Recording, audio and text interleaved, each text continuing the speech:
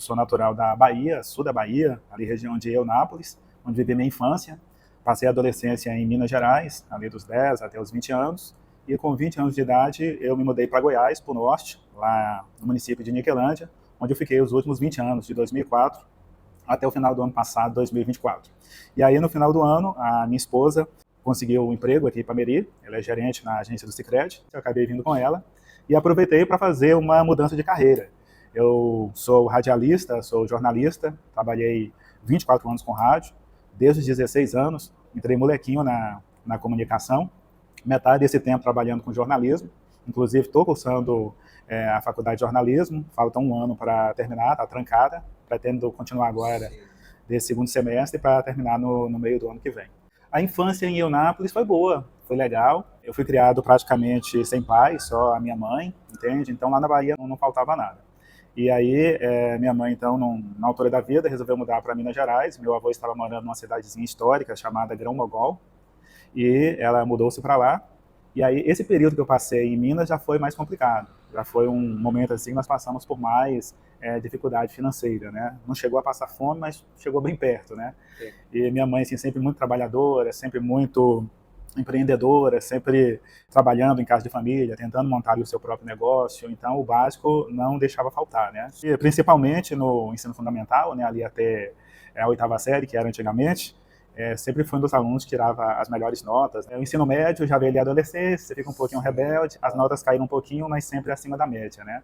E aí, por morar no interior, em cidades pequenas, aí eu não tive a oportunidade de cursar uma faculdade quando eu terminei o ensino médio. Aí tive filho também muito cedo, né? Com 19 anos, meu filho mais velho nasceu, hoje já está com 22. Então tinha essa dificuldade de estudar. Hoje não existe mais essa dificuldade. Hoje nós temos aqui a Estácio, né, a Unicesumar, a Unip, que você pode estudar de casa, né? Então, há 20 anos atrás, a realidade era outra. Comecei a trabalhar muito cedo, a gente não tinha nem luxo, né? Então, não faltava, mas também não sobrava. E aí você entra na adolescência e você começa ali a se comparar, né? Aí você vê que o coleguinha está mais bem vestido, tem uma casa melhor, né? Tem mais conforto. Querendo ou não, isso já gera ali um certo constrangimento. E com 13 anos eu comecei a trabalhar. Na época, meu primeiro emprego foi como garçom temporário, na época de carnaval. Sim. Então, você tem uma ideia, hoje não dá para imaginar uma criança, um adolescente trabalhando num bar durante o carnaval, né? Ia dar o maior PPP, né? Sim. Mas era quando eu consegui ganhar um dinheirinho, né, para comprar uma roupa. Aí eu estou começando a fazer palestra agora e eu sempre conto uma história que nessa fase aí eu tinha um desejo de comprar um tênis de futsal da Topper, porque na escola tinha lá as quadras de futsal, educação física, e ele custava R$20 e eu não tinha dinheiro para comprar, entende? R$20 hoje seria uns R$200 hoje, né? E até hoje nunca comprei esse tênis. Aí depois de trabalhar como garçom, fui trabalhar ainda menor também em um açougue. Com 16 anos, já em outra cidade, em Vídeo da Lapa, também em Minas Gerais, eu tive contato com o rádio, através da escola, numa apresentação de Dia das Mães, o pessoal gostou da minha voz, indicou para um radialista, aí eu tive a primeira oportunidade na Radiozinha Pirata, trabalhei uns 3 meses lá aprendendo, mas aí no final do ano surgiu a oportunidade de eu trabalhar temporariamente numa rádio comunitária. Eu fiz o teste para trabalhar 3 meses durante as férias de alguns locutores e acabei ficando 3 anos lá. E aí foi que começou a minha história com rádio, né? O que era para ser 3 meses, virou 3 anos nessa emissora. Mudei para Goiás, em Goiás, mais 20 anos de rádio. Nessa época, eu já era casado, né? Casado entre aspas, né? Já tinha um relacionamento sério, aí nasceu meu primeiro filho, mas não deu certo o relacionamento. E aí minha família já tinha se mudado lá de Vídeo da Lapa, eu fiquei sozinho em Vídeo da Lapa, né? Aí como o relacionamento não estava dando certo, eu resolvi mudar para onde estava a minha família para recomeçar.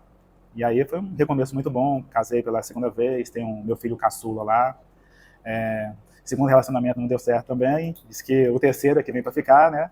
Agora eu tô... Se não der certo, aí você pode parar. Não, tá dando certo, graças a Deus. E já são 8 anos e meio juntos, né? Já passou a crise dos 7 anos, agora você para mais não. A gente vai desenvolvendo. Cada profissão que você faz, você acaba aprendendo alguma coisinha que é aproveitada em outra. Então, eu tinha ali atendimento ao público como garçom, atendimento ao público no açougue. Antes de trabalhar no rádio, também trabalhei numa padaria, entregava pão, era balconista.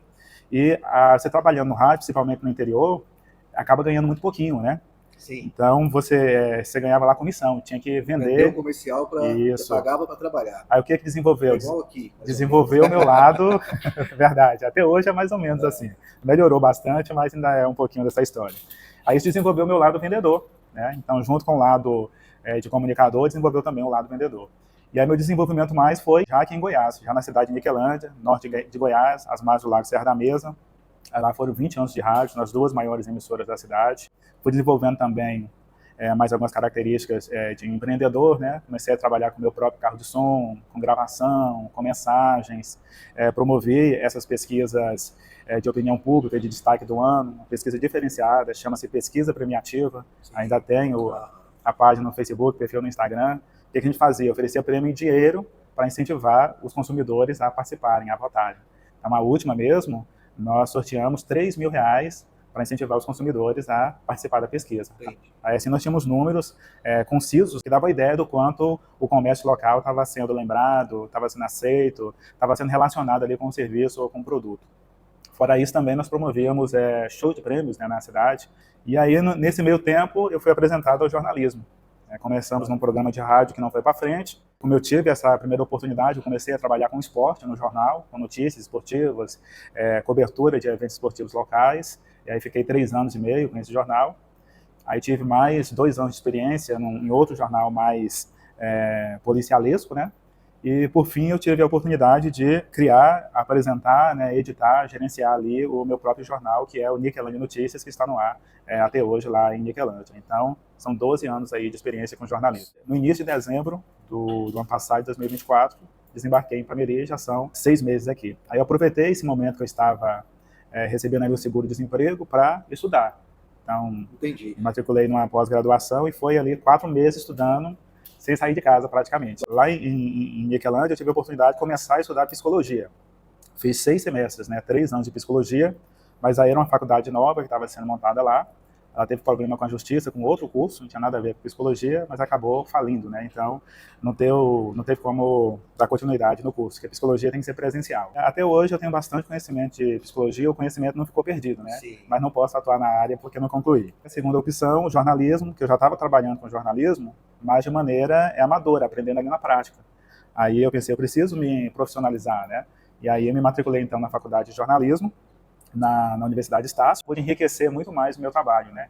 Então, você acaba descobrindo o que você está acertando ali na prática e o que você pode melhorar, o que você está fazendo de errado, né? E tem ali uma noção histórica da importância do jornalismo, da história do jornalismo, da comunicação. Sim. Então, fazer uma faculdade acaba não desmerecendo, que temos ótimos jornalistas sem faculdade também. A prática conta muito, sim, mas você juntar a teoria com a prática, você se torna um profissional bem mais completo, né? E enquanto eu estava fazendo jornalismo, eu tive a sorte de ganhar uma bolsa de estudos da Unicesumar. Era bastante conhecido, do gestor lá em Niquelândia. E aí eu pensei, o que eu vou fazer que combina com o jornalismo?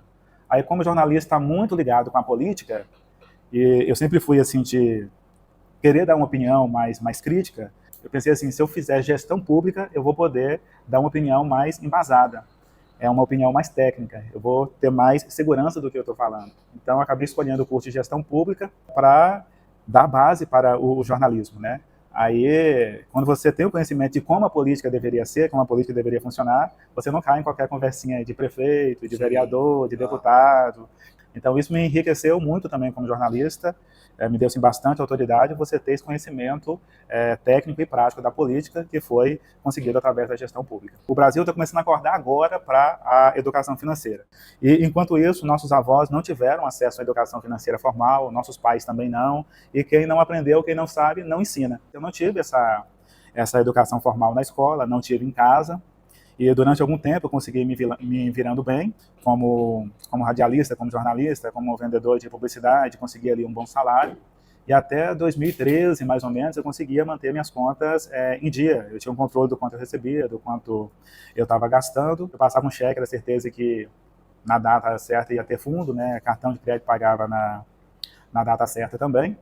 Mas, de 2013 em diante, eu entrei em uma crise. Fui ter a experiência com o endividamento. E o que foi que me afetou? Foi a doença e o divórcio. Uma coisa levou a outra. Então, eu passei por uma crise de depressão em 2013, e aí as contas descontrolaram. De 2013 até 2022, foram 9 anos ali, sem saber o que fazer para sair daquele buraco. Aí, só em 2022 que deu aquele estalo, né? Chegando ali os 40 anos, o que eu vou fazer da vida? Como é que vai ser o meu futuro se continuar desse jeito? Aí eu comecei a estudar investimento, né? Não foi nem educação financeira, foi investimento, já pensando no futuro, né? Porque a gente não pode querer depender só do INSS, você não sabe se daqui a 20 anos o INSS vai estar ali, né? Estudando em investimento, eu comecei a aprender um pouquinho também sobre educação financeira, estudando investimento, porque para você investir, você tem que ter dinheiro para investir, sim, né? E como fazer para o dinheiro sobrar para investir, né? Aí, no meu caso, eu investi em renda extra. Então, se não sobrava da minha renda principal, com a minha renda extra, eu comecei a investir, isso há 2 anos e meio atrás. Aí, agora, nessa mudança aqui para a Ipameri, eu aproveitei e falei, não, vou investir na educação financeira por perceber essa necessidade, né? São milhões de pessoas endividadas no Brasil, são milhões de pessoas que até ganham bem, mas o dinheiro não sobra, aí falta ali organização, falta planejamento, e são milhões de pessoas que não investem. Para você ter uma ideia, nós temos 7 milhões e 200 mil habitantes em Goiás, né? E na Bolsa de Valores, investido em renda variável, menos de 170 mil goianos. De 7 milhões de goianos, menos de 170 mil investem em ações, em fundos imobiliários, na B3, que é a Bolsa de São Paulo.